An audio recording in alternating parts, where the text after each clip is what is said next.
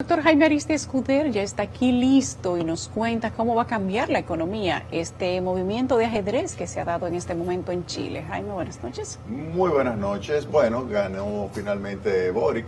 Recuérdate que la competencia era contra Kast, que era de la derecha, Boric de la izquierda. Boric es millennial, 35 años, marxista. O sea, que una combinación interesante. Y es el cambio, definitivamente, parecería ser que es un cambio de lo que desde 1973 fue la economía chilena basada, fundamentada en lo que se conoce como el ladrillo. El ladrillo fue un libro, que es el Programa Económico y Social que elaboró un conjunto de economistas graduados en la Universidad de Chicago y que se le propuso en las elecciones del 70 al candidato que fue derrotado por Allende y que por lo tanto no se utilizó. En el 73, cuando derrocan a Salvador Allende, pues ese programa económico, fundamentado en economía de mercado, en reformas estructurales, liberación de la economía, liberalización de la economía, establecimiento de un sistema previsional basado en cuentas individuales, todo eso estaba en ese programa económico, pues los militares, que al principio eran muy centralistas, centralizadores, pues decidieron utilizar ese programa económico de esos jóvenes. Y a partir de ahí Chile pues fue creciendo de una forma muy acelerada hasta convertirse en el milagro económico que se conoce hoy día. Un milagro económico, la economía, el tigre de Latinoamérica, le decía. Pues bien, los últimos años Chile estuvo afectada por las desigualdades, hubo una nueva generación que llegó, una generación que tomó las calles hace 10 años, desde hace 10 años, y eso le dio popularidad a diversos jóvenes, entre ellos a Gabriel Boric, a otros más, pero eran más jóvenes que Boric. Boric ya tenía 35 años y esa es la edad mínima para ser presidente. Entonces los otros se quedaron atrás y entonces Boric es el candidato. Es un candidato que pues yo espero que todo lo que ha señalado en términos de su plan económico pues lo abandone y que retome los planteamientos del ladrillo. Es decir, lo abandone. Sí. ¿Cuáles planteamientos debería abandonar Boric? Por ejemplo, desmontar el sistema de capitalización individual. Para hacer uno de reparto. Sí, exacto. ¿Tú te imaginas? Sería un desastre. Es como volver hacia atrás. Sí, no, y tomar todos esos recursos que hay acumulados, o sea, estamos hablando de 100 mil millones de dólares. Tomar esos recursos y entonces colocarlo en una caja común, repartirlo, utilizarlo abiertamente y prometerle a la población que el Estado le va a pagar. Pero ¿qué sucede? El Estado, como están las cosas, no va a tener capacidad de pagar esas pensiones basadas en un sistema de reparto. En consecuencia, eso significa que esos chilenos se van a quedar sin pensiones. Y el dinero que ya está previsto se perdería. Perderían todos esos ahorros. Sería catastrófico. Pero también dice que va a elevar los impuestos, va a elevar el gasto público. Está hablando de que va a elevar los impuestos en su periodo de 4 años, 8 puntos del PIB. O sea, cuando tú ves eso, tú dices, bueno, realmente eso sería una super mega reforma tributaria. ¿Quién pagaría eso? Los empresarios están muy preocupados porque abandonaría lo que son los principios de la economía de mercado. No se sabe lo que va a hacer, por ejemplo, con el tema de minería. Dice que la minería no va a ser una minería que haga daño al medio ambiente. Uno se pregunta, bueno, pero entonces, ¿cuál es la minería esa? Entonces, tiene todo un conjunto de medidas que son las que fundamentan lo que se conoce como el estallido. Entonces, por eso yo digo que esto es pasar del ladrillo, que ese programa bien coherente, elaborado por unos supereconomistas graduados en la Universidad de Chicago, por el estallido, que es lo que plantean los jóvenes, sin experiencia, sin ningún tipo de conocimiento de economía, que simplemente han llegado al poder. Ahora, yo lo que esperaría, y ese es mi deseo, es que ellos recapaciten un poco todo este equipo que está alrededor de Boric, y que seleccionen a uno de estos tres, y te voy a mencionar 3 personas que pudieran ser su ministro de Hacienda. Uno es Andrea Repeto, que es una supereconomista graduada en el Instituto Tecnológico Massachusetts, con muchísima experiencia en temas tributarios, temas de finanzas públicas, que pudiera ser su ministro de Hacienda. El otro es Eduardo Engel, brillantísimo, graduado, tiene 2 doctorados, uno en la Universidad de Stanford en estadística y otro en economía en el Instituto Tecnológico de Massachusetts. También pudiera ser, es profesor, fue profesor en Harvard, en Yale, y tiene muchísima experiencia en el manejo de la economía. Y el tercero es Roberto Saller, que es graduado de la Universidad de Chicago y que fue presidente ya del Banco Central de Chile. Cualquiera de ellos tres pudiera hacerle el trabajo a Boric. Ahora, la pregunta es, ¿él estará dispuesto a abandonar esos planteamientos marxistas y irse un poquito al centro? Eso sería lo ideal para Chile, realmente. Recuérdate que cuando sale Pinochet, Pinochet gobierna del 73 al 90 con este programa económico, y luego la concertación y todos esos diferentes gobiernos de centro derecha, centro izquierda que estuvo gobernando, logró que Chile siguiera creciendo a 5%, 5.5%.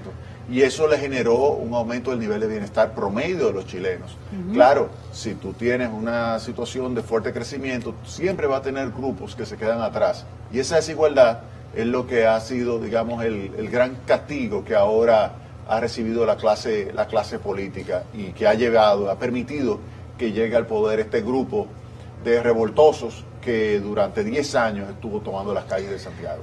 Hay videos que circularon de una manera profusa en redes sociales cuando se hicieron los ataques a las estaciones de trenes, a los centros comerciales, a las tiendas individuales, que se enfrentó la juventud con la policía por el tema del aumento de los impuestos y por la negativa del gobierno de aprobar una entrega parcial de los fondos de las AFP a los ciudadanos. Y ahí aparecía Boric, claro, y consiguieron un 10%. No 10 y al luego inicio, y después consiguieron hasta un 40 dividido en 4. Sí, pero no se ha entregado el 40. Falta el último 10%. Exactamente. Incluso de estos que están ahí, que están cercanos a Boric, como Roberto Sales, ellos dicen que no se debe entregar el 40. Yo me imagino... El 10% faltante. Exactamente. Entonces, yo me imagino que ellos mismos, cuando le planteen eliminar el sistema de ahorro previsional, no van a estar de acuerdo. Entonces, lo que plantea Boric ahora es que el 70 que queda,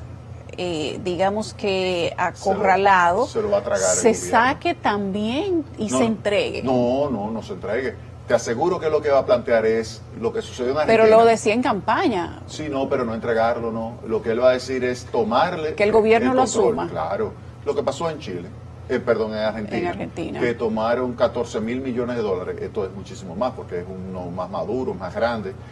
Tomar esos recursos y entonces elaborar... El gobierno dispondría de esos recursos y entonces entraría en un sistema de reparto. Pero, ¿qué tan buena historia ha habido con los sistemas de reparto? Totalmente quebrados. Todos en el mundo, porque muchísimos países lo tienen, en Europa todos lo tienen, en Estados Unidos, pero el Estado tiene que estarle inyectando porque son recursos, son sistemas que no tienen recursos suficientes para hacerlo financieramente viable. Entonces el gobierno necesita estar inyectando continuamente recursos. Los sistemas de reparto son ficciones. Los únicos que son realmente totalmente sostenibles son aquellos basados en capitalización individual porque tu pensión está en función de lo que tú ahorras. Vamos a ver, destrucción del sistema de pensiones. Sí, aumento de los impuestos. Aumento de los impuestos hasta un 8% más. 8 puntos del PIB adicional. Sí, del PIB. O sea, eso no se sabe exactamente porque... Bueno, va a depender de los tipos de producto, de la categoría de precio. Y a quién, si va a ser impuesto sobre la renta, a las personas más ricas. No se sabe si eso va a distorsionar la inversión, el consumo, pero el ahorro, la gente votó en la campaña por más impuestos, de acuerdo a la estrategia de campaña de Boric. Exacto. Pagó por la destrucción del sistema de pensiones, sí, o votó a favor de la destrucción del sistema de pensiones. Sí, pero votó por una política, digamos que autoritaria. Sí, en lo que pasa sentido. es que las personas votaron en contra de lo que se le vendió la idea de que Cast era la continuación de Macri. O retornar a Pinochet. O Pinochet. Claro. Y eso no era cierto, no era cierto. Él lo que decía era ley y orden. Pero hay culpa también en la política tradicional que ha tenido Chile en los últimos 20 años, de que en momentos donde la gente siente que no hay más esperanzas en la política tradicional, entonces se vaya para un outsider, que es lo que ha pasado. Sí, y cuando se ataca mucho el tema de la desigualdad. Fíjate que Piketty se hizo muy popular con el tema. Claro. Cuando tú tienes fuerte crecimiento, siempre tú vas a tener una parte que porque se queda hay un atrás. nicho, claro. Siempre se va a quedar. Entonces eso al aumentar la desigualdad, siempre se hace muy popular ese tipo de libros como el de Piketty o ese tipo de planteamiento como aquellos. Pero cuando tú entras al análisis, tú dices, ¿realmente tú piensas que tú lograrás de alguna manera eliminar la desigualdad? No la va a poder eliminar, jamás. Eso jamás. Es más una política de lucha de clases, ¿no? No, es que simplemente son los esfuerzos. Mira, tú puedes tener o eso es discurso, diferentes hijos, diferentes hijos, le da la misma educación y le dice, ok, salgan a trabajar, y unos trabajarán más que otros y van a acumular más recursos. Tendrán Entonces, cosas distintas. Si cada van uno. todos y regresan a la casa, tú lo vas a poner todos los ingresos juntos y se los vas a distribuir iguales. ¿Qué va a suceder al otro día con el que más está trabajando? Va a trabajar menos. Exactamente. Y al final, ¿qué va a pasar con el ingreso del hogar? Será menor. ¿Qué ha pasado en Venezuela? ¿Qué ha pasado en Nicaragua? ¿Qué ha pasado en Cuba? ¿Qué va a pasar en Perú? ¿Qué va a pasar en Colombia? Si Colombia cae y gana Petro, que es lo mismo que estamos ¿Qué viendo. es lo que parece que va a con Boric. suceder? Yo lamentaría mucho lo de Chile, porque Chile fue el ejemplo. Mira, cuando nosotros escribimos el programa, que es un programa económico de reformas en los años 90 acá en República Dominicana, yo te puedo asegurar que nuestra, digamos, enseñanza básica la tomamos del ejemplo chileno. Y es muy duro ahora ver cómo esta persona que acaba de ganar las elecciones pudiera echar hacia atrás. Mi esperanza, mi deseo es que recapacite y que se mueva del marxismo, esa ultraizquierda, hacia el centro y que respete la economía de mercado y que evite que se le destruya en sus manos la estabilidad macroeconómica, porque si eso sucede, esta victoria será convertida en una verdadera tragedia. Vamos a ver qué pasa. No pasará mucho tiempo para ver cuáles van a ser las primeras medidas y decisiones del señor Boric. En marzo él ya toma el poder, pero se esperaría que él ya comience a identificar quiénes van a ser sus ministros. Si uno de esos tres es el ministro de Hacienda, comenzamos bien. Ahora, la pregunta es, ellos, cualquiera de esos tres que está ahí, fíjate, graduado en MIT, graduado en Chicago, graduado en Harvard, ellos están dispuestos a aceptar esos planteamientos de él o están en la capacidad de convencerlo a Boric de que cambie sus planteamientos que son claramente destructivos, como sucedió en Venezuela, y que los convenzan de llevarlos hacia una economía quizás más social, pero orientada hacia mercado, o sea, una economía social de mercado. Gracias, Jaime Aristi. Vamos a esperar, yo creo que no a marzo, quizás en enero vamos a obtener las primeras señales de Chile de cuáles van a ser los miembros del gabinete. Ojalá que las predicciones se equivoquen, porque eso sería terrible para la región. Exactamente, exactamente. Ahora, para República Dominicana se va a beneficiar porque va a traer mucho capital, como sucedió con Venezuela. República Dominicana se ha beneficiado muchísimo de la entrada de capitales venezolanos. Me imagino que también habrá muchos chilenos que van a venir para República Dominicana. Es duro. Qué pena. Es penoso. Qué penoso. Y lo que sí es importante también es que aprendemos de esas lecciones. Que aprendamos de las lecciones chilenas para no destruir la clase política dominicana. Si tomamos la lección correcta, sí. Exactamente. Que evitemos destruir la clase política y evitemos que lleguen ese tipo de gobernantes al país. Ojalá que cambie, Boric. Ojalá. Gracias, Jaime. Un placer. Nos vemos el lunes, tú y yo.